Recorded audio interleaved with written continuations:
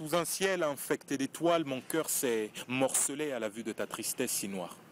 Noire de peur et de douleur, à cause de ce que mes mains ingrates ne cessent de t'infliger. Sous le voile des silences les plus obscurs, j'ai brisé ce que ton être avait de plus pur, en souillant les viscères d'une dignité qui ne devrait être jamais retirée. Sous le prétexte colérique doublé de l'alcoolique, je t'ai dévissé les veines, pour en abreuver une terre complice qui jamais ne se refuse à se délecter de la sueur perfide des vices que je t'adresse dans les plus fourbes de mes maladresses. Et sous l'émotion diamantée de ton regard qui a toujours exhumé les étincelles de mon âme, j'ai semé des épines. Alors que toi, dans le mien, tu as toujours semé des graines de sésame, ô sublime et merveilleuse femme. Formidable, pleine d'éclat, malicieuse, maternelle et ce dans la plus grande des élégances qui soit, tu es et je le sais, mais pourtant mon attitude te hait.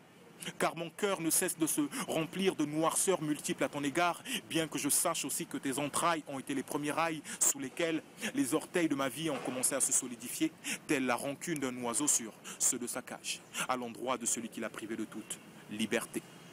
Raison pour laquelle, dans l'espoir de me faire pardonner toutes mes fautes, vrai ou fausse, je te dédie ce texte. Toi qui me fais des pieds à la tête et sans qui l'homme que je suis n'est rien d'autre qu'un simple assemblage complexe de particules poussiéreuses dans une cohésion biologique et émotionnelle parfaite.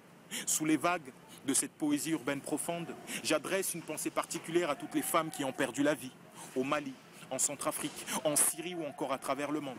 À toutes celles qui ne cessent de tenir le coup dans l'Est de la RDC, en dépit des persécutions multiples qui ne cessent de leur être adressées. Mais aussi à celles qui, en dépit de ce que l'homme ne cesse de leur faire endurer, prient. Non pas pour qu'ils meurent ou qu'il lui arrive malheur, mais pour qu'ils se rappellent que la femme n'est rien d'autre que son prolongement féminin.